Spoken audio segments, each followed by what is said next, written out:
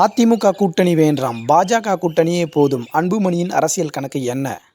அதிமுக மற்றும் பாமக கூட்டணி இறுதி செய்யப்படும் என பல வாரங்களாக பேசப்பட்டு வந்த நிலையில், தற்போது அன்புமணி ராமதாஸ் அவர்கள் டெல்லி சென்றிருப்பதாக தகவல்கள் வெளியாகி இருக்கிறது. டெல்லி சென்று பாஜக கூட்டணியில் பேச்சுவார்த்தை நடத்தி பாஜக அணியில் இணைவதற்கான வாய்ப்புகள் அதிகம் எனவும் தெரிவிக்கப்படுகிறது.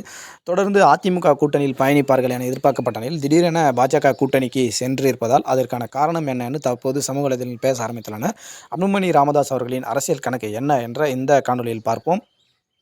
கடந்த சட்டமன்ற, நாடாளுமன்ற தேர்தலில் அதிமுக கூட்டணியுடன் தான் பாமக கூட்டணியிட்டு தேர்தலில் களமிறங்கியது. ஆனால் நம்பத்தகுந்த இடங்களில், நம்பிக்கையான இடங்களிலெல்லாம் தங்களுடைய வெற்றி வாய்ப்பு பறிபோனதாக பாமக தலைமை குற்றச்சாட்டு வைத்திருந்தது. அதற்கு காரணம் அதிமுக தங்கள் அணிக்கு சரிவர தேர்தல் வேலை செய்யவில்லை எனவும் ஒரு குற்றச்சாட்டு இருந்தது.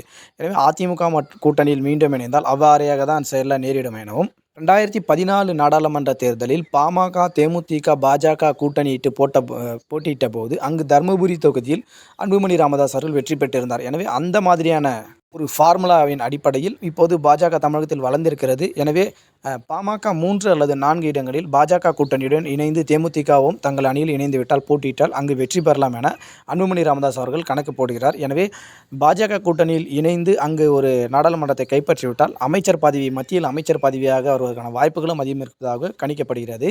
எனவே அதிமுக கூட்டணியில் இணைந்து சரிவர வேலை செய்யாமல் அந்த கூட்டணியில் தோல்வி அடைவதற்கு பதிலாக பாஜக கூட்டணியில் இணைந்து வெற்றி பெற்றால் மத்திய அமைச்சராகலாம் என பாமக தரப்பு கணக்கு போட்டு வேலை பார்த்து வருகிறது.